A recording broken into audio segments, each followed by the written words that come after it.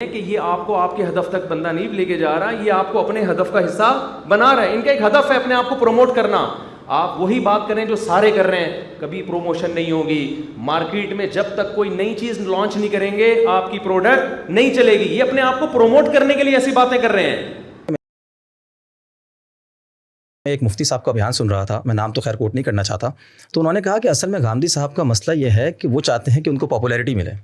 یہی وجہ ہے کہ تفردات ان کی پوری ذات کا حصہ بن گئے ہیں. ہر معاملے میں کوئی نئی بات بیان کریں گے, کسی چلتی ہوئی بات سے لازم ہے کہ اختلاف کریں, کیونکہ اگر وہی بات بیان کر دی تو پھر تو ان کی بات کی طرف لوگ اس طریقے سے متوجہ ہی نہیں ہوں گے.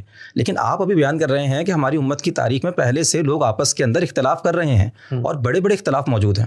تو کیا ہمارے اہل علم کو یہ بات سمجھ نہیں آتی کہ گاندھی صاحب کیا ہر معاملے میں متفرد ہو گئے ہیں اور بالکل ہی دین کو نیا انداز میں پیش کر دیا؟ کیسا ہے ابھی گاندھی صاحب کی جو اطلاقی آراء ہیں جی 23 کے قریب علماء نے ان کو مرتب کیا ہے کہ یہ پوری امت کا جو اجماعی علم ہے اس سے انحراف ہے.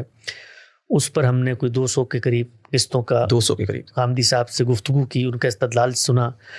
تو وہ جب اپنا استدلال بیان کرتے ہیں تو اس کے اندر خود امت کے علماء اس مسئلے کو کیسے دیکھتے ہیں اس کا پورا لٹریچر ریویو بھی بیان کرتے ہیں.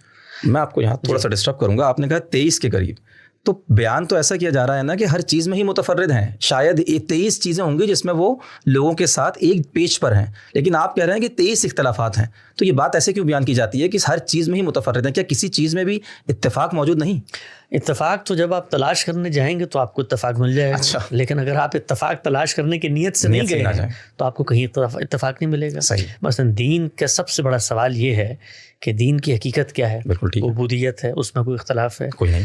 دین کی جو ایمانیات سے متعلق چیزیں ہیں 5 چیزیں ان میں کوئی اختلاف ہے؟ بالکل نہیں. اچھا, پیغمبروں کی جو پوری کی پوری الہامی روایت ہے ان پر ایمان رکھنے میں کوئی اختلاف ہے؟ نہیں. اچھا, جس نے یہ دین دیا ہے اس کی دینی حیثیت کی حجت میں کوئی اختلاف ہے؟ جو دین دیا گیا ہے اس کے جو ماخذ امت کے علماء بیان کر رہے ہیں ہم ان سے اختلاف کرتے ہیں. قرآن و سنت پر مبنی جو چیزیں ہیں وہ سب کی سب متفق علیہ ہیں. امت کے اندر جو دین کے عملی احکام ہیں وہ سنت سے منتقل ہوئے ہیں. وہ بھی کوئی سنت کی جو فہرست ہم بیان کرتے ہیں جی اس میں سے کوئی ایک سنت ایسی ہو, بڑے میں ذمہ دارانہ انداز میں عرض کر رہا ہوں اور بڑے ہمبل انداز میں, کہ ایک سنت ایسی نہیں ہے جس پہ علماء انگلی رکھ کر کہہ سکیں کہ اس کو تو ہم سنت مانتے نہیں تھے, انہوں نے دین میں باہر سے شامل کر لیا. ٹھیک ہے, تو یہ سب کی سب باتیں اس وقت ہوتی ہیں کہ جس وقت آپ عوام کو مخاطب کرتے ہیں. اچھا, علم کی دنیا عوام کی دنیا نہیں ہے.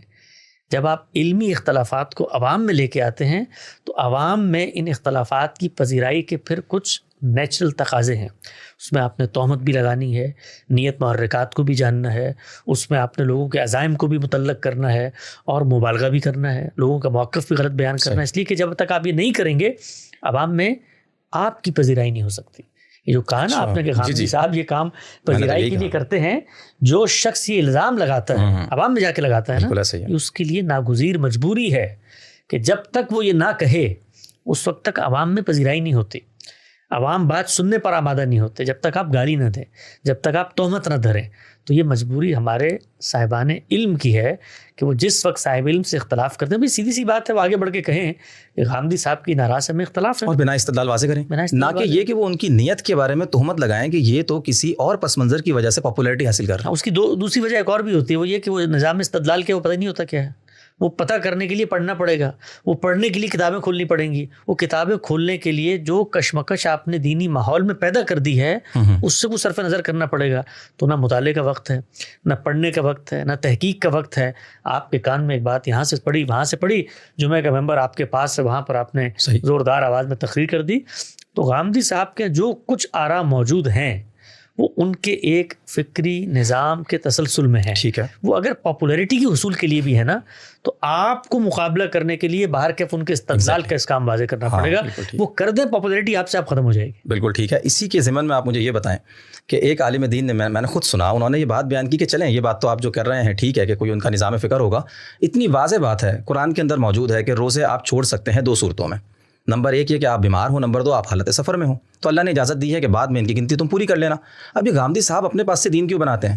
انہوں نے لوگوں کو جو طالب علم ہیں اور اگر وہ امتحانات کی مشقت میں ہیں ان کو بھی چھوٹ دے دی اور ان کو یہ کہا کہ آپ ایسا کیجئے کہ امتحانات کی وجہ سے اپنے روزے چھوڑیے اور بعد میں پھر کسی وقت ان کو مکمل کر لیجیے. اب قرآن واضح کہہ رہا ہے کہ 2 صورتوں کے اندر چھوڑنے کی اجازت تھی روزوں کو، آپ یہ تیسرے کہاں سے لے کر آ گئے؟ ان سے پہلا سوال تو یہ کرنا چاہیے ہے کہ ہم تو جہاں سے بھی لے کر آ گئے، پہلے جا کر اپنے فقہا سے پوچھیں کہ یہ انہوں نے مرضعہ کو جو بچوں کو دودھ پلاتی ہے ان کو رمضان میں کیوں روزوں کی رخصت دی ہے؟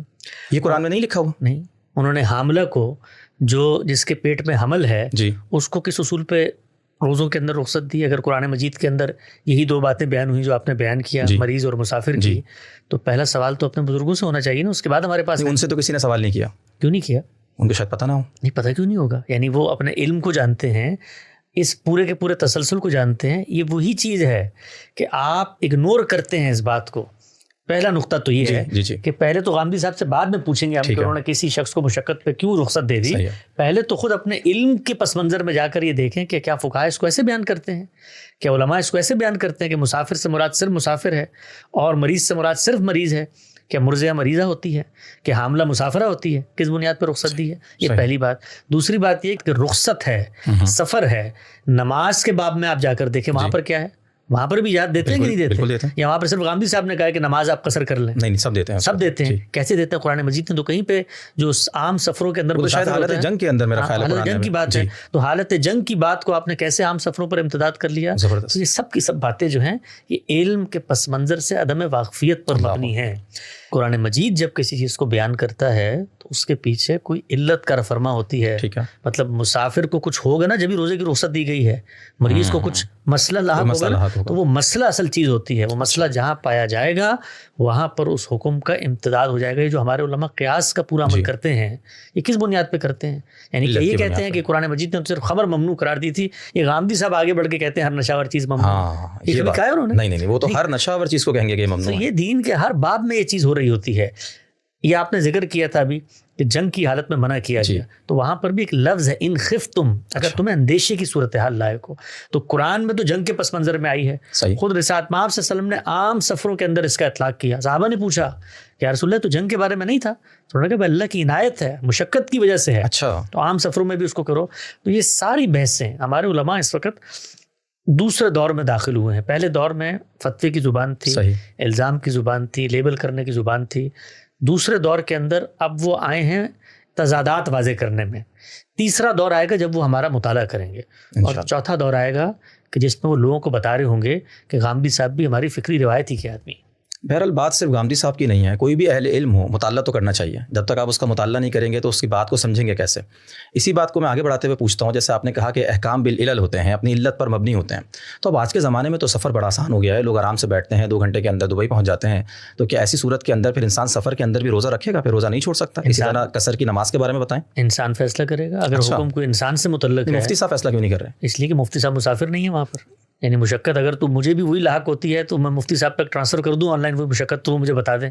بھائی مشقت جو ہے وہ صرف سفر کی نہیں ہوتی ہے، وہ آپ گھر سے نہیں. آپ لوگ یہی کرتے ہیں نا، اصل میں آپ انسان کے حوالے کر دیتے ہیں دین کے اتنے بڑے بڑے معاملات میں فیصلہ کرنا. یہ تو اہل علم اور مفتیوں کا کام ہے نا کہ وہ فتویٰ دے کر بتائیں. یہ کام رسول اللہ نے کیا ہے، انسان کے حوالے قرآن کر کے گئے ہیں. اس سے پہلے اللہ تعالیٰ نے کیا ہے، انسان کو پیغمبر بنا دیا ہے. تو انسان مخاطب ہے دین کا. علماء اگر یہ چاہتے ہیں کہ انسان ان کی رائے پر چلے تو رائے واضح کریں ان کے اوپر.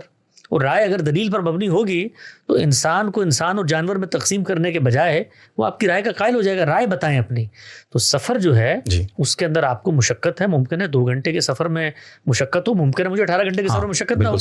تو اس کا فیصلہ میں نے کرنا ہے. تو احکام بالعلل ہوتے ہیں، اور عام آدمی جو ہے اس کو پہلے تو لوگ عام طور پہ کہتے ہیں نا بھائی آپ نے لوگوں کو دے دیا، وہ تو سہولت پسند ہوتے ہیں، ہوا کی پیروی کرتے ہیں، خواہش کے پیچھے چلتے ہیں. تو بھائی یہ سفر کے اندر آدھی نماز پڑھنا تو میرے لیے بات کا مسئلہ، پہلے تو میں اس کو خواہش کی پیروی سے نکالوں گا. یعنی اگر عام آدمی جس کو میں یہ مسئلہ بتا رہا ہوں اس کے اندر یہ پیدا ہو گیا تو مجھے تو پہلے اس پہ رونا ہے کہ وہ دین کے معاملے میں خواہشات کی پیروی کرتا ہے. نماز تو پھر بات کی بات ہے. تو یہ تمام معاملات کے اندر عام آدمی نے فیصلہ کرنا ہے. اصول ہم بتائیں گے. علماء رہنمائی کرتے ہیں، علماء لوگوں کو دعوت دیتے ہیں، کہیں پر غلطی ہوتی ہے تو متنبہ کر دیتے ہیں، بتاتے ہیں کہ نماز جیسا معاملہ اہمیت کا معاملہ، ان الصلاۃ کانت علی المؤمنین کتابا موقوتا، اس کو قضا نہیں کرنا چاہیے ہے اور اس کے اندر ڈنڈی بھی نہیں مارنی چاہیے. اللہ سے تعلق کا اظہار ہے، موقع ملے پوری پڑھ لو، سفر میں اللہ کی عنایت اس کو اپنا لو.